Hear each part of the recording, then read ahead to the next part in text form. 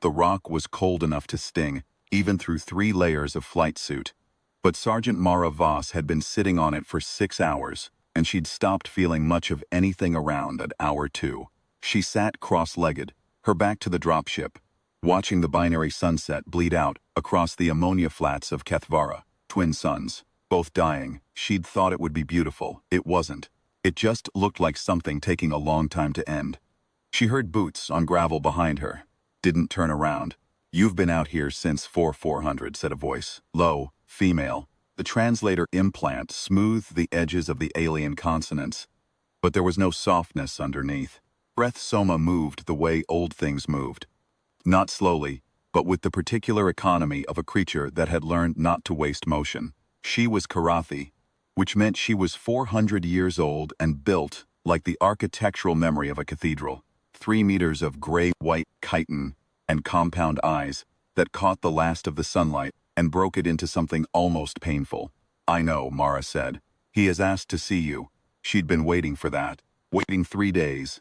Ever since the runner came to the outpost with the message on a strip of pressed cellulose. No translation needed because the Karathi wrote in pictographs that crossed language barriers the way old injuries crossed weather fronts. You felt them before you understood them. He was waiting. She would come. She turned the object over in her hands. It was small enough to sit in her palm, roughly hexagonal, made of something that wasn't metal and wasn't ceramic, but had borrowed properties from both. Karathi called it a speak after death. Every person of standing had one. Everything you needed to confess, that you couldn't say while alive, was bound inside it. It was meant to be given to an enemy. The Karathi logic went that if you confessed to a friend, they would forgive you anyway. Only an enemy could provide genuine absolution, or genuine consequence, which was considered equivalent. Mara had been carrying it for 4 months. It wasn't hers. "I said I wasn't going," she told Ireth Soma. "You said that." "Yes."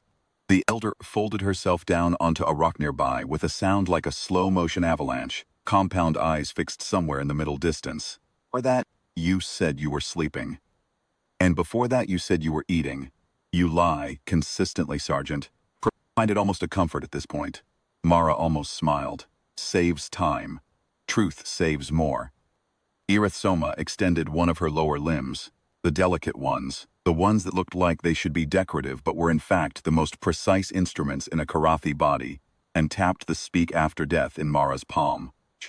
"Will you go?" Truth.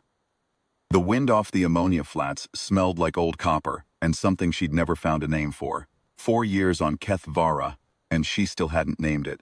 Maybe that was intentional. Maybe naming it would have made it home. She turned the object over once more. Then she closed her fingers around it. "Not straight away," she said. "I need a little time first to get ready." Ireth Soma was quiet for a long moment.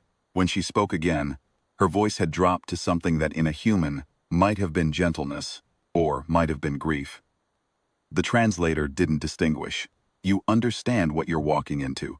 "I understand."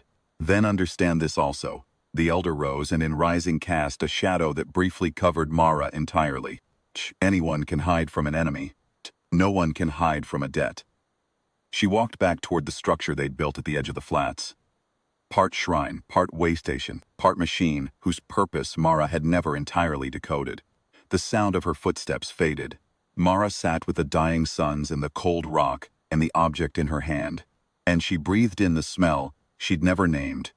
And she made the decision she'd been making and unmaking for 4 months. She would go. It had started the way most catastrophes start. Not with a bang, but with a statistic. Humanity had been in contact with the Veth Collective for 11 years. And for 9 of those years, the contact had been careful, diplomatic, and mutually suspicious, in the specific way of 2 species who both know the other could end them. The Veth were not like the Karathi, who were old and strange and mostly indifferent to the 37 other sapient species catalogued in the near reaches. The Veth were pragmatic in the way of something that had survived by making hard calculations for a very long time. They were also, as far as xenobiologists could determine, constitutionally incapable of understanding why humanity kept doing things that made no logical sense. The Veth had run the numbers. They had run them repeatedly. 300 million human beings occupied colonial space. The Veth Collective had 17 harvested systems and resources, sufficient for 12 billion.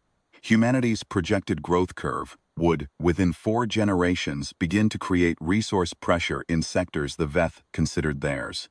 The Veth were not cruel. They were not even, by their own lights, aggressive. They were planners. And their plan, arrived at through the same clinical logic they applied to everything, was simple. Remove the pressure before it became a problem. The harvest of the threshold worlds began not with weapons but with silence. 14 colonial outposts in 6 days. No distress signals, no wreckage that made sense. Ships found drifting with crews gone and no sign of violence, just the equipment still running and the food still warm.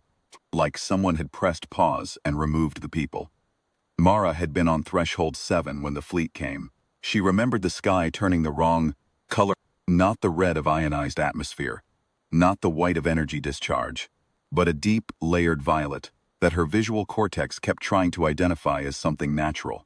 Sunset, northern lights, bioluminescence. It was none of those things. It was the Veth transition field, and by the time your brain accepted what it was seeing, the process was already nearly done. She was the only survivor of the Threshold 7 garrison. She didn't know how. She'd spent 3 months trying to figure out how and had eventually accepted that she probably never would. The working theory among the xenobiologists who'd studied her extensively and somewhat intrusively was that something, in her specific neurology, had created an interference pattern with the field's edge. She was, in the bluntest possible terms, a mistake the Veth had accidentally left behind. They'd found her, 9 days later, dehydrated, and talking to herself on the roof of the garrison's machine shed. She'd been talking about, she couldn't remember. She didn't try very hard to remember. That had been 14 months ago. Now she sat on a cold rock on Kethvara, with a dead general's speak after death in her hand. And the thing she'd been avoiding was directly ahead. The Veth commander was called, in translated terms, something like the patience of correct calculation. Mara's translation implant had been rendering it as theorem in her internal monologue for months, because that was the closest emotional register she had for something that was ancient and cold, and had all the time in the universe, and knew exactly what it was going to do with it. Theorem had been the architect of the threshold harvest. Theorem had been the one who'd run the numbers and decided humanity was a problem to be solved. Theorem 4 days ago had sent the message. She wanted to talk. That was the word the message had used. In Veth, the concept of talking was not purely linguistic. It encompassed a broader transaction, the mutual exchange of information which, once transferred, could not be denied. Theorem wanted to talk to Mara Voss specifically, the last survivor of Threshold 7, the woman whose brain had accidentally disrupted the edge of a Veth harvest field. She had said she would come alone. She had said she would bring what she carried. She meant the speak after death. Mara had known the moment she read the message that she would go. She'd been performing uncertainty for 4 months. Performing it for the commanders, who kept giving her briefings as if she was still a functional intelligence asset. Performing it for the xenobiologists, who tracked her sleep patterns and stress hormone levels. Performing it for herself most of all, because there was a comfort in the theater of indecision that vanished the moment you admitted the decision was already made. She understood something about Theorem that the strategists back at the Colonial Authority didn't. They thought Theorem's interest in her was tactical. Analyze the anomaly, understand the interference pattern, close the gap in the harvest field. Mara had sat with Ereth Soma for 8 months, and she had learned things about the logic of enemies that the Colonial Authority had not. The Veth didn't speak after deaths. They didn't believe in confession. They believed in record. Complete, impartial, permanent record. What Theorem wanted from her wasn't information. It was something she didn't have a human word for yet. She'd been trying to find it for months. The closest she'd arrived at was witness. Theorem wanted Mara to witness something. She stood up from the rock. Her knees have complained. She was 31 years old, and her knees had been complaining since she was 26, which was something she'd always considered faintly unjust, and had in the past 4 months stopped caring about entirely. The dropship was a short walk across the flats. She didn't go to it. She went instead to the Karathi structure, where Irith Soma was standing at the opening, waiting without the performance of waiting, simply present, as elders were. "I want to leave this with you," Mara said. She held out the speak after death. Irith Soma looked at it without moving. "I know who it goes to," Mara said. "You do too. You've known for longer than I have," she paused. "I'm not going to make it back from this." "That," said Irith Soma, "is a different kind of lie. You're going to make it back. Simply not going to be the same person who left." "Is there a difference?" "In my experience, considerable." The elder accepted the object. Precise, lowered limbs, closed around it with the careful attention of someone who understood what they were holding. "We will see it reaches the right hands." Mara nodded. She looked at the dying light, on the flats for a moment, at the ammonia shimmer, and the double shadow, and the smell she'd never named. "Look after this place for me," she said. "I put a lot of work into it." She left without turning back. The Veth ship was in stationary orbit over the night side of Kethvara, which was the kind of positioning that said a great many things about tactical confidence. Vara's shuttle was met at 300 kilometers by a guidance signal, not weapons lock. She followed it in. The interior of the Veth ship was built for Veth physiology, which meant it was built for something with seven-fold symmetry and no strong preference for any particular orientation relative to gravity. The corridors were hexagonal tubes that continued without interruption through what Mara's sense of spatial orientation kept insisting were walls. Everything was the same color, a deep, dark blue-green, slightly luminescent, which her visual cortex had long since accepted as Veth and filed under stop trying to understand this. The air was breathable. Temperature was about 4 degrees below human comfort. She kept her flight suit sealed. Theorem was in the center of the ship. Of course. The Veth built toward their centers the way humans built toward their windows. Everything important was inward-facing. Everything peripheral was expendable. She was large. Mara had known the dimensions from the intelligence files, but knowing dimensions and standing in front of something were different cognitive events. Theorem filled the space the way serious machinery filled a room. Not with threat, but with presence. With the quality of something that did not have to announce itself. 7 limbs, 5 of them ground contact. 2 of them held in a configuration that the xenobiologists had identified as attention. Eyes, if they were eyes, distributed across the body in a pattern that meant there was no angle from which Theorem was not watching. Color, the deep blue-green of the ship's interior, which Mara suspected was not coincidence. She stopped 4 meters away, regulation distance. She'd been told that meant nothing to the Veth. She kept it anyway. Theorem didn't speak first. The silence lasted long enough that Mara counted her own heartbeats. 23. Then, the translation system registered activity and produced language. "Came, you asked." "I asked many individuals. You are the first to respond." Mara let that sit for a moment. "The others thought it was a trap. And you? I thought it probably was." She paused. That didn't seem like sufficient reason not to come. The Veth equivalent of processing, the xenobiologists had identified as a slight oscillation in the secondary limbs. Theorem's secondary limbs oscillated briefly. "I find human reasoning difficult to model," Theorem said. "You are aware of this difficulty?" "We've heard." "The model predicts that an organism which accepts a likely threat rather than avoid it is either irrational or is operating under a value system my model does not account for. The second possibility is more interesting. I'll take interesting over irrational. They are not always distinguishable from the exterior." Another pause. The ship was quiet in the specific way of vacuum-capable vessels. An absolute silence that you felt in your chest rather than heard. "You carry nothing. You were expected to carry the speak after death." "I left it with the Karathi." Theorem's secondary limbs moved through a slower oscillation. "That was not the arrangement." "No, it wasn't." Mara stood in the blue-green light and let herself breathe. This was the part she'd been preparing for. Not the negotiation, there was nothing to negotiate. Not the confrontation. Theorem could end her in 100 different ways, and they both knew it. What she'd been preparing for was the conversation, which was something different from both. "You wanted me to bring it. You didn't want me to give it to you. Those are different things." Silence. "Speak after death belonged to General Kestevan," Mara said. He died on Threshold 7. Everything on Threshold 7 died or was taken, except me. I found it in the rubble of the command post afterward. I've been carrying it for 4 months. Why? Because it's not mine to open, and it's not mine to keep, and I couldn't figure out who it belonged to. She looked at Theorem steadily. Until I did. The oscillation in the secondary limbs became something more complex.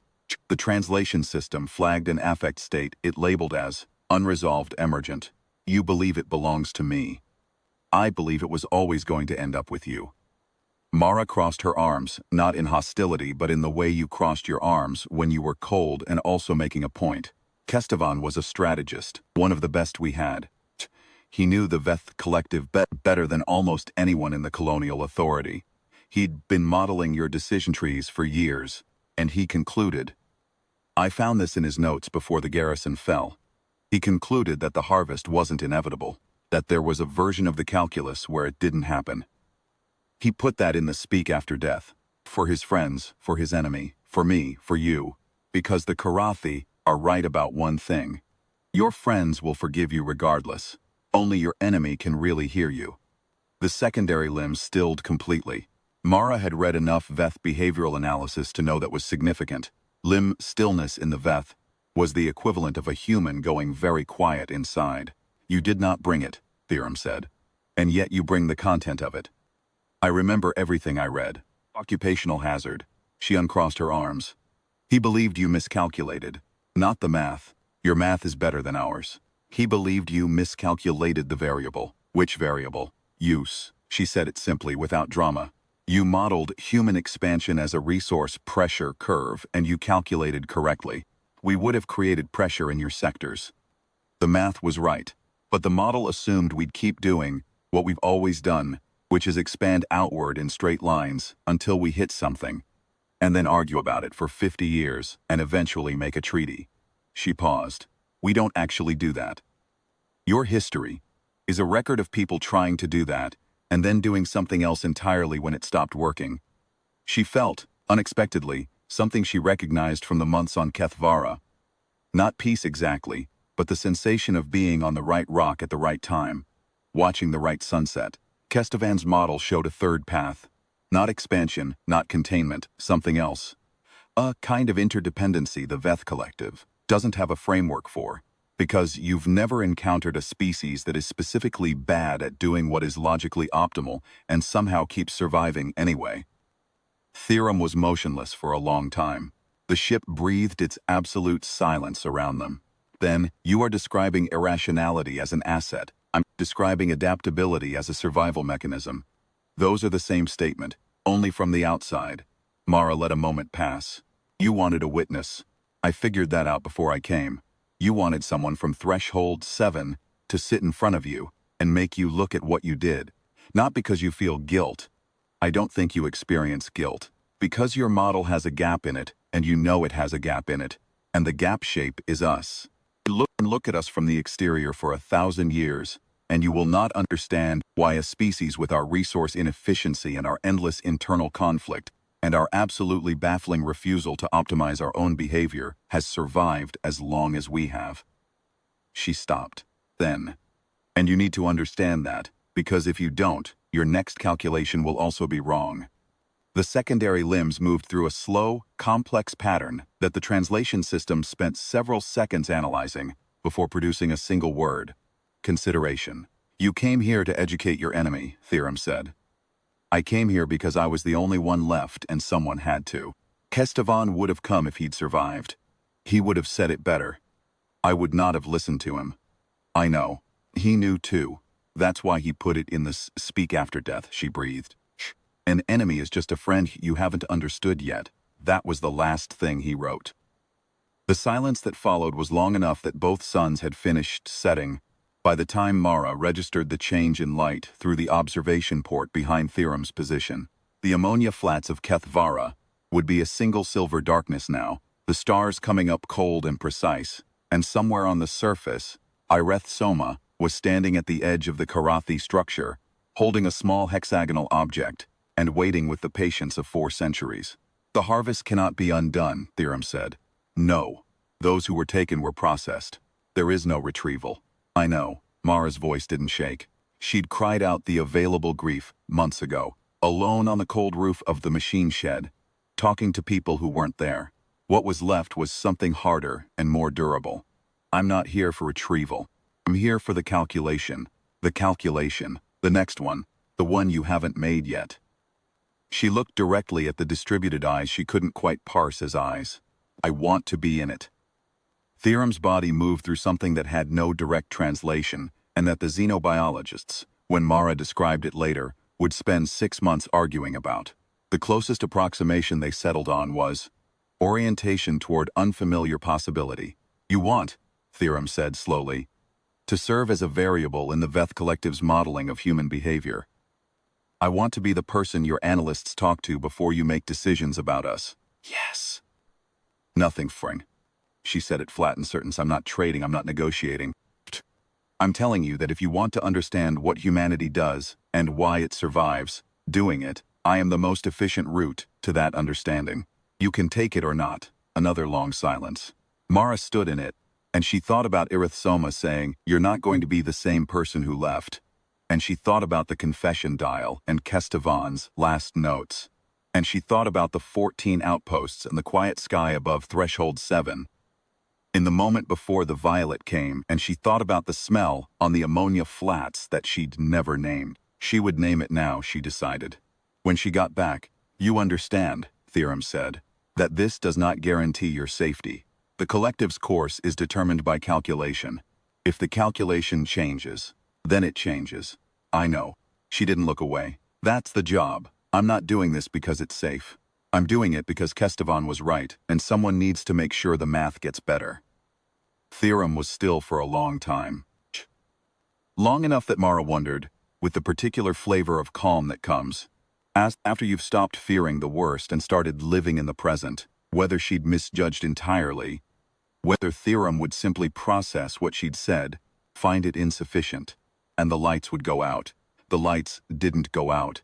"There is a construct in the Veth cognitive framework," Theorem said finally, "for which we have no exterior-facing translation. It denotes a specific kind of miscalculation, one made not from insufficient data, but from failure to account for the correct type of variable.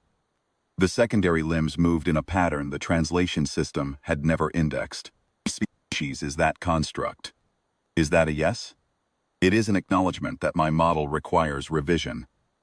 Mara thought that might be the closest thing to a yes she was likely to get from the patience of correct calculation. She accepted it.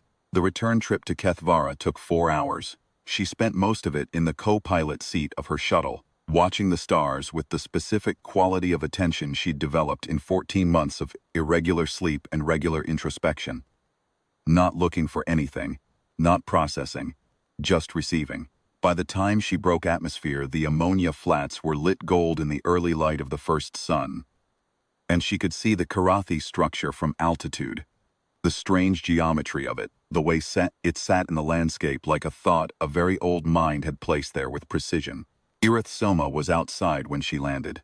The Elder stood at the edge of the structure. No performance, no theater, just the fact of waiting translated into physical presence. Mara climbed out of the shuttle and crossed the flat stones, and when she reached Irith Soma, she stopped. "You survived," the Elder said. "I survived." She paused. "You said I'd come back different." And Mara looked out at the ammonia flats, at the early gold light on the silver ground, at the smell that rose now with the warming day. That particular chemical combination that her brain had been cataloging for 4 years without resolution. She breathed it in. She let herself simply know it for what it was.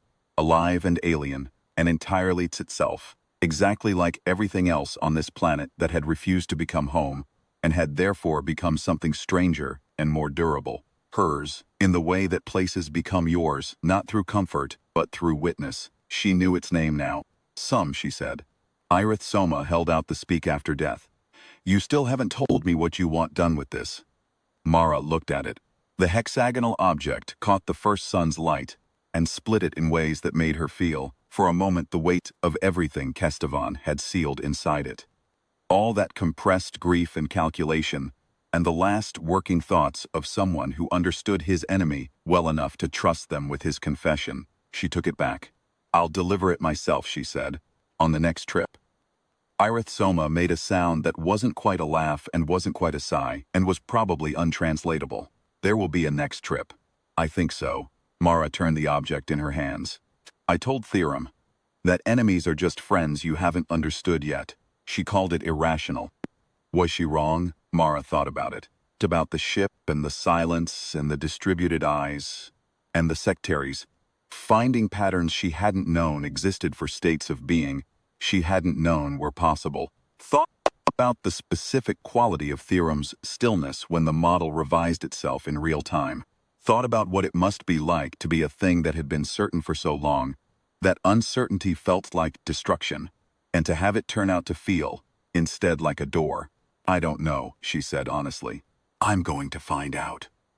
She walked to the edge of the flat and sat down on the rock she'd been sitting on for 6 hours the day before. Still cold. She didn't mind. The second sun was coming up now, slower than the first, and the light on the flats was shifting from gold to something without a name. She let it be without a name. Some things were better that way. Held in reserve. Kept from the reduction of language. Allowed to remain exactly and fully what they were. The wind came off the ammonia plane and she breathed it in and she thought, yes, that's the one. She had a lot of work ahead of her. More than she could calculate. Variables the size of civilizations. Models that would need rebuilding from the ground up. Trips across difficult dark to sit in front of something ancient and certain and try to revise the calculation. She didn't mind the cold. She never had.